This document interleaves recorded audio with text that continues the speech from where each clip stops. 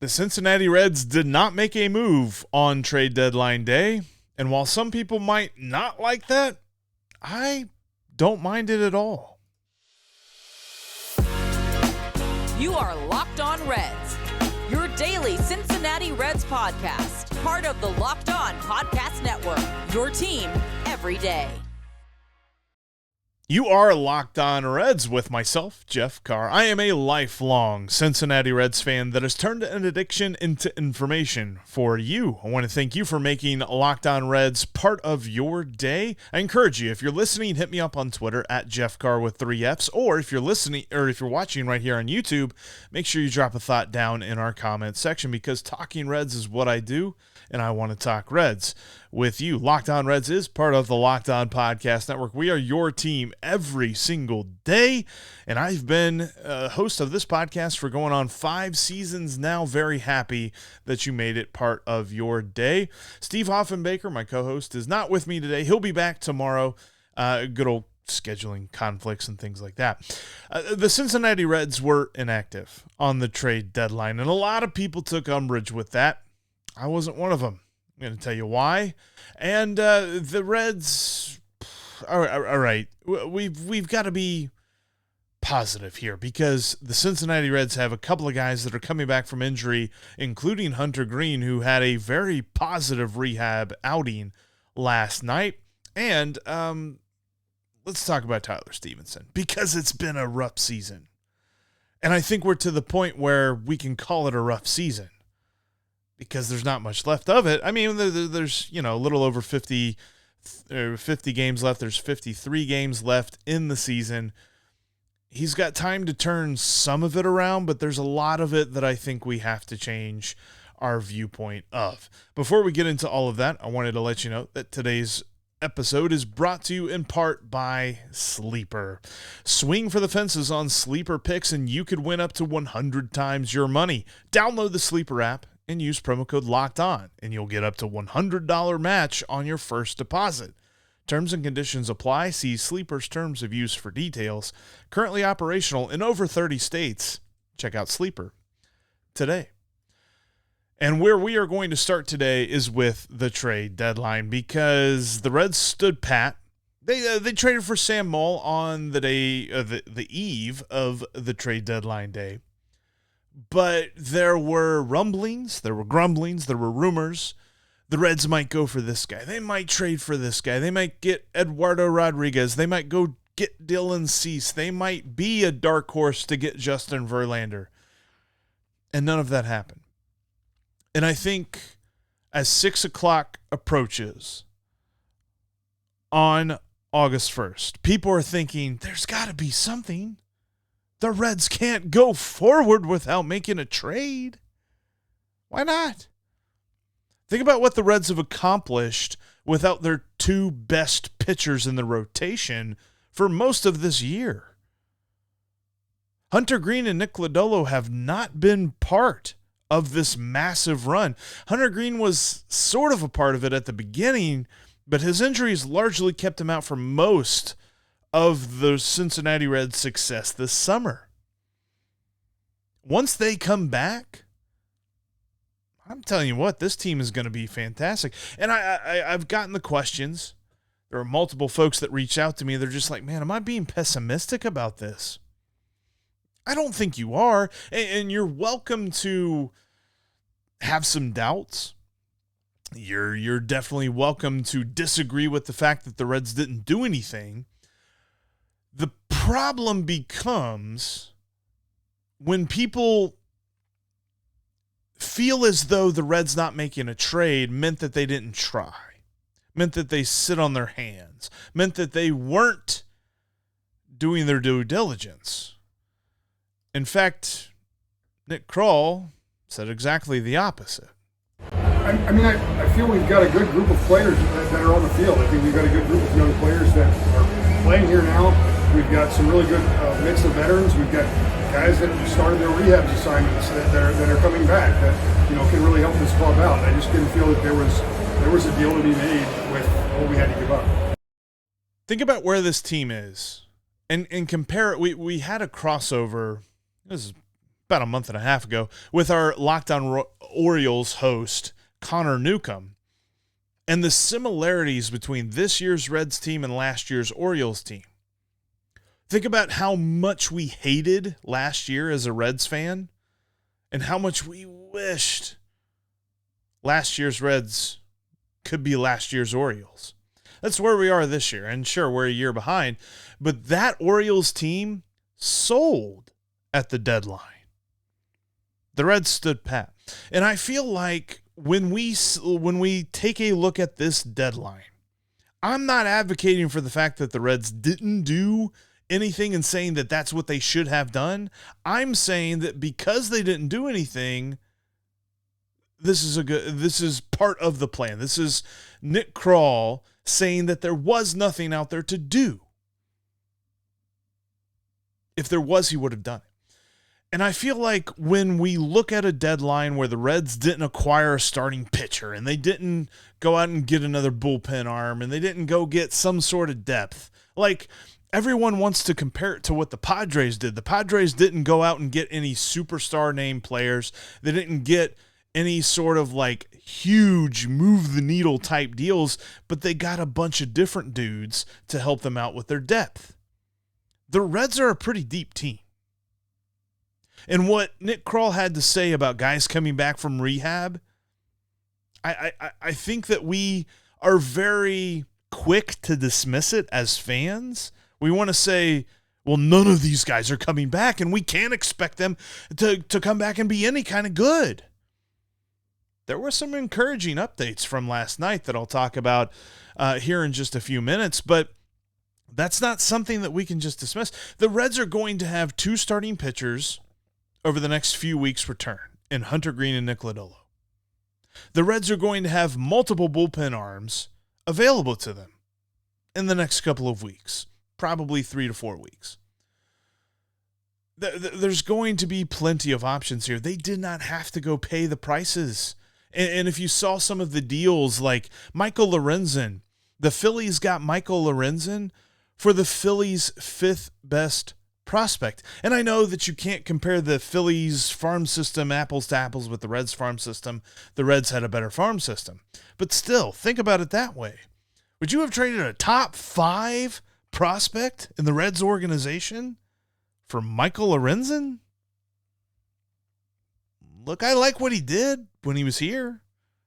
And I'm happy for him. He made the All-Star team this year, and I'm happy to see how his career has developed since he left Cincinnati. He's not worth a top 5 prospect. This market was so heavily skewed to the sellers, if you're looking for pitching, that Nick Krall did not have to participate in it if he didn't like the deal. And just as I played from that clip, he found no deals that he liked. And that's fine. But it's the people that believe that because the Reds didn't make a trade, they didn't even try to make a trade. That is completely wrong. And Nick Krall has built this team to where they are right now, and I trust him to know that the Reds standing pat was the right move. And he didn't try to force a square peg into a round hole. That's kind of where I'm at with this, and I feel like it's fine. I feel like the Reds still have a shot to win the division. They still have a very good shot of making the playoffs as is. And once they get these guys back from injury, sky's the limit, dude. The Brewers needed help with their lineup and they needed help with the run scoring. They really didn't go. I mean, they got Mark Canha and they got Carlos Santana. But are those guys really going to light up the scoreboard? No. I feel as though the Reds are still the best talented team in the division. And I think we're going to see it play out, and I think the Reds are going to win this division. I think it's funny that people went so scorched earth with the fact that the Reds did not make a trade, because Nick Krall's done some good things with this team. He's done a great job of putting together this roster, but also he understands the guys who are coming back from injury, because there were a lot of good reports on some guys who are coming back from injury and some rehab outings they had last night. We'll get into that coming up next. But first, I want to tell you about Sleeper. Today's episode is brought to you in part by Sleeper. And look, if you're like me and you like to make daily picks based around the games and players and their performances and things like that, but you want to make more money on those picks, you need to head to Sleeper, where you can win up to 100 times your money on just 2 or more daily fantasy baseball picks. Sleeper is now offering up to a 100 times payout for up to 8 pick contests. Choose as many as 8 players that you like and pick more or less on your favorite baseball stats like homers and strikeouts, hits, and more. Pitching statistics as well. Get your picks right and you could win big. If you think Joey Votto's going to bang, you should smash more on the homers. If you think Ellie's going to run, smash more on those steals. Entries can be made in 30 seconds or less. It's that easy. They also have safe and fast withdrawals when you want to get your money. Use the promo code LOCKEDON, and you'll also get up to a $100 match on your first deposit. Terms and conditions apply. See Sleeper's terms of use for details. Currently operational in over 30 states. Check out Sleeper today. And thanks as always for making Locked On Reds your first listen every day. Coming up on tomorrow's podcast, how can the Cubs and the Reds series end? Because 4 games kind of lends you to believe it might be a split, especially after the second game. Look at that. We went a whole segment without mentioning how bad that game was last night. How about it? It was pretty bad. We'll briefly mention it here in a minute. But make sure you check us out tomorrow, as we will have on some thoughts about this series. And if you can't make it up to Wrigley Field or whatever the ballpark is that the Reds are playing in, you can catch every pitch of the Reds' hometown broadcast on Sirius XM. Just download the SXM app and search the word Reds. All right, so last night there were some very encouraging performances by guys on rehab starts, starting with the name, the man everybody wants to talk about, and that is Hunter Greene. Hunter Greene had a rehab outing in Arizona last night. He pitched 2 shutout innings. He allowed 1 hit, and he had 3 strikeouts. He is kind of getting that rehab stint going. So 2 innings, you figure he's probably going to work it up. I saw a report that said we're probably going to see him around August 17th. August 17th might be the earliest possible date that we see him back with the Reds. But let's look at that now. That's 2 weeks, a little over 2 weeks from now. You can expect Hunter Greene to be back in the Reds rotation. And his first rehab outing in Arizona was encouraging. And the way that the Reds have kind of done this with their pitchers is that, they go to the complex, they throw some innings, they get their pitch count up, then they move them to AAA, get them in front of almost major league talent to kind of get their final legs of the rehab going. He looked fantastic, and the reports have all been good that he is strong, the hip is good, he's ready to roll. So we'll see exactly how long it takes him to roll up. Hopefully there's no setbacks during his rehab stint, whether it be in Arizona or whenever he gets to Louisville, because it is important. It is very important that the Reds get Greene and Lodolo back. We saw it last night. Ben Lively has pitched very admirably in Hunter Greene and Nick Lodolo's absence, but kind of came to a head. It's a nice way of saying it. On Tuesday night, historic night. First pitcher, I think the ESPN Stats and Info tweet said since 1913 to allow 13 or more earned runs and have 4 or more homers allowed in a start. That was he got beat up on Tuesday night. But this is a reason, and him and Luke Weaver are the reason that you're looking for Greene and Lodolo to come back soon. Lodolo has not started his rehab his rehab stint just yet. Hunter Greene, though, looking good. Another guy who just started his rehab stint, Vladimir Gutierrez. Now, it's very obvious to me, and I think that maybe next season we see him compete for a spot in the rotation, but they're ramping him up to be a relief pitcher. He threw a perfect inning with a strikeout in Arizona last night. I think the greatest value that he can have to the Reds in 2023 would be that of a relief pitcher. It'd be interesting to see Goody out in the bullpen, that fastball and that slider working. I think we could see good Goody back in the bullpen instead of bad Vlad, like we saw right before he had Tommy John surgery. And then you also had Casey Legumina in Louisville. He threw a perfect inning for Louisville last night. Good depth piece for the bullpen. The Reds have multiple guys coming back, and TJ Antone, he did not pitch last night, but he is rehabbing as well, and hopefully we see him back here soon. But the Reds have the kind of depth that whenever they're healthy, I think people forget about. And it's because we have seen the likes of Luke Weaver pitching every fifth day. And we've seen different guys roll through the bullpen, like Daniel Duarte. He was sent down whenever Sam Moll was called up, or Sam Moll was activated after the trade.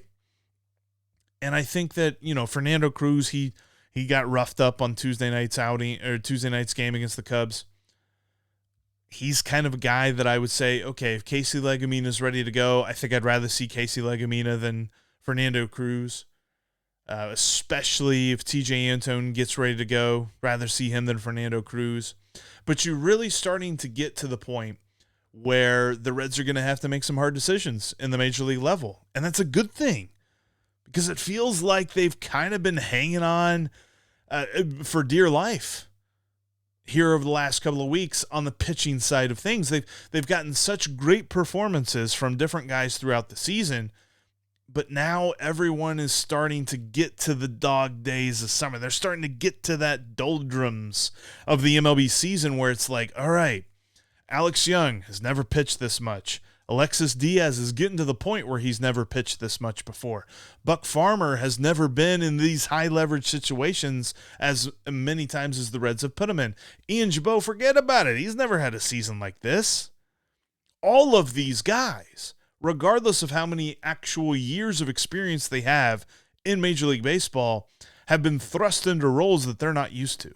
And as amazing as it has been to see them perform, the Reds need to have their depth back, and they're getting these guys back from rehab and pitching very well on their rehab stints. It's very encouraging to see Hunter Greene's first start there in Arizona be so good, because with what he's dealing with, the hip injury and things like that, you kind of wonder a little bit, what does that mean for his future prospects? We'll see how he feels in the days following his rehab outings. Hopefully there are no setbacks or anything like that, and we'll get him back in the rotation very soon, because pitching depth is key for any team, regardless if you're contending or not.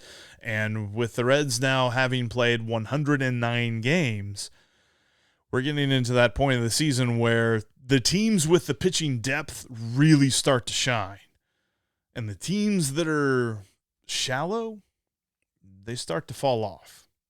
I don't think we'll see that with the Reds, and I think a lot of that has to be with these guys that they currently have on rehab. There's been a guy this season that we expected so much out of Tyler Stephenson this year. I firmly placed him as the team's best hitter. He certainly hasn't been that, and we're going to dive into the numbers coming up next. Before we get into that, I want to let you know you can catch every pitch of the Reds' hometown broadcast with SiriusXM on the SXM app. Just search the word Reds. And thanks as always for joining us in between episodes. You can keep up with the Reds on our Locked On Reds Discord page. We got a link down in the description of this episode. Highly encourage you to join that great group of folks talking Reds baseball there. Plus, you can follow me on Subtext. Great way to get the Reds news that you need fast before everybody else.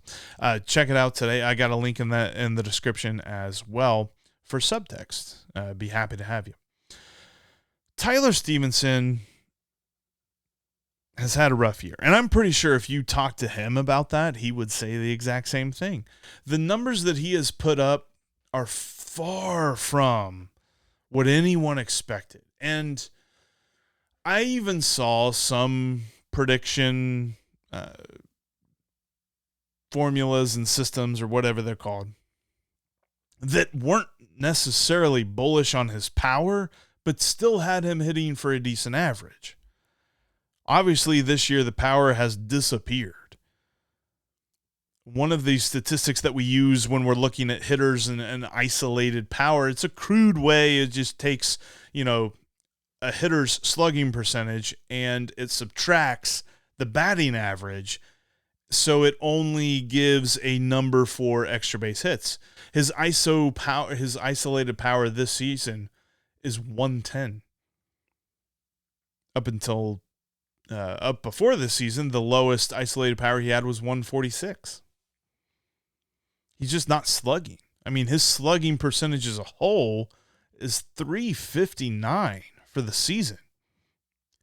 And I'm not necessarily sure how you can explain all of this. I know for a fact he's hitting far more ground balls this year than he has in years past, but that doesn't explain what has led to this. What has led to the power sapping? Was it moving around different positions, DHing and playing the tiny little bit of first base that he did early on in the season?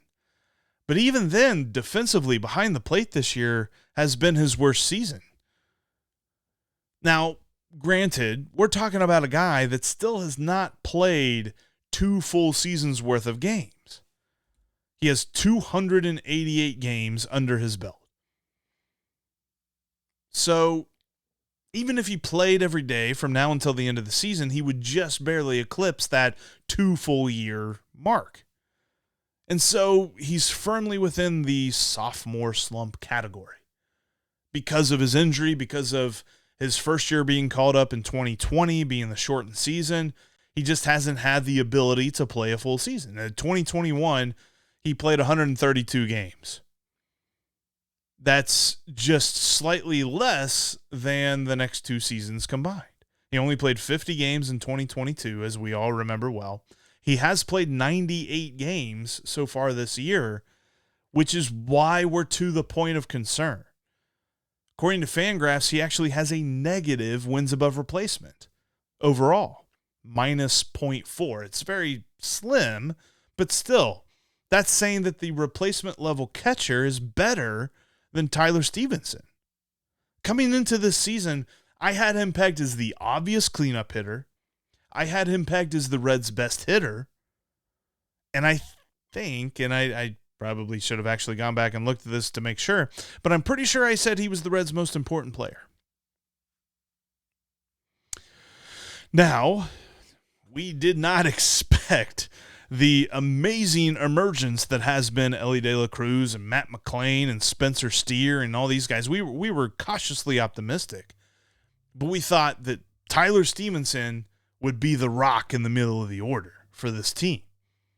And now he's batting at the bottom of the order, and nobody, including myself, is blinking an eye at that because it's obvious.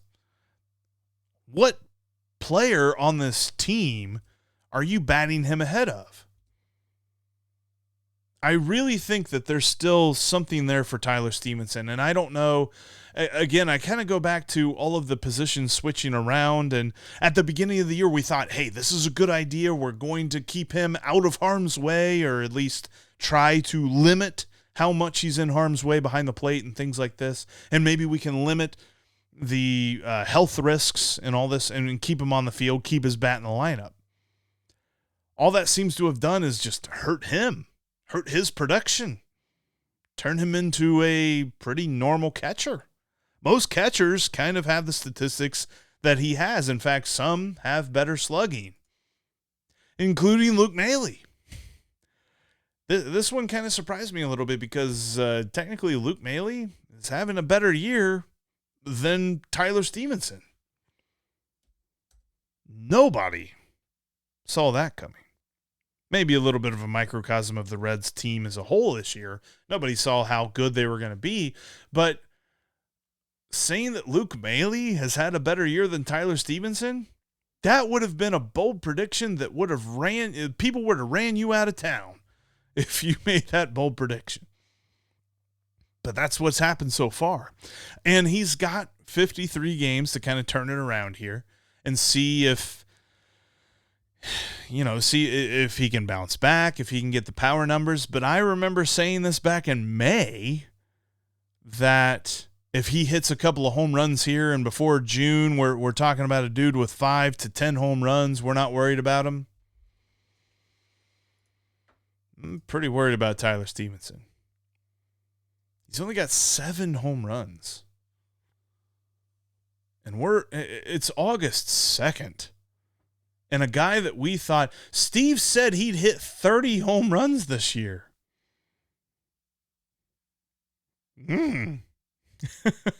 Like, man, I'm very much looking forward in the offseason to getting him on the podcast and kind of talking about this year and just working through mentally what he has been going through, because until we actually hear it from him, I don't necessarily know what it is that has affected him so much. For all intents and purposes, he's healthy. It would be malpractice for the Reds to continue to roll him out there if he's not healthy. But did the recovery from the broken collarbone just change him that much?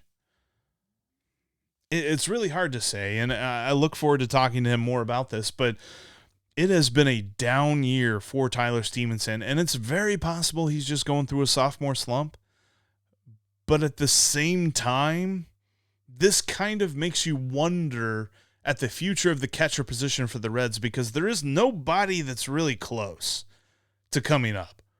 As much as I love to say the name Daniel Veoheen, I haven't heard a peep about him this year. Logan Tanner, Matt Nelson, not a whole lot going on there. So when it comes to the catcher's position for the Reds, there's not a lot of depth, and it's kind of all on Tyler Stephenson right now to figure this out. And sure, there's going to be people that look at this and say, well, Jeff, Tyler Stephenson overall, like his OPS plus is still pretty comparable to Tucker Barnhart. His defense isn't anywhere near comparable to Tucker Barnhart, and Tucker Barnhart was a defense-first catcher. So I don't want to talk about his hitting statistics being close to Tucker Barnhart, because that's not where we want them. We were talking about this dude to be a cornerstone of this lineup, and he is anything but that right now. And I really hope that he figures it out soon, because I love rooting for Tyler Stephenson. Love to have, been able to talk to him this past offseason. Looking forward to hopefully getting to talk to him again this offseason to kind of just wrap up the season for his performance and his perspective, because it's been a rough year for him. And we have not seen the Tyler Stephenson anywhere near what we expected. But I'll tell you this, Brandon Williamson's on the mound today, and the Reds have a shot to beat the Cubs because, yeah, sure, whatever. The Reds scored, the Cubs scored 20 runs on the Reds last night. The Reds still scored 9. And yeah, that's still a loss. Feeling pretty good about the Reds. Look, you can lose 20-9, but you know what that is?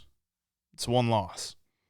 Reds got a shot to get back in the win column here today. And that's how we're going to end today's podcast. Before we get out of here, remember, you can always catch every pitch of the Reds' hometown broadcast with SiriusXM on the SXM app. Just search the word Reds. And thanks as always for making Locked On Reds your first listen every day. Everydayers coming up tomorrow on the show.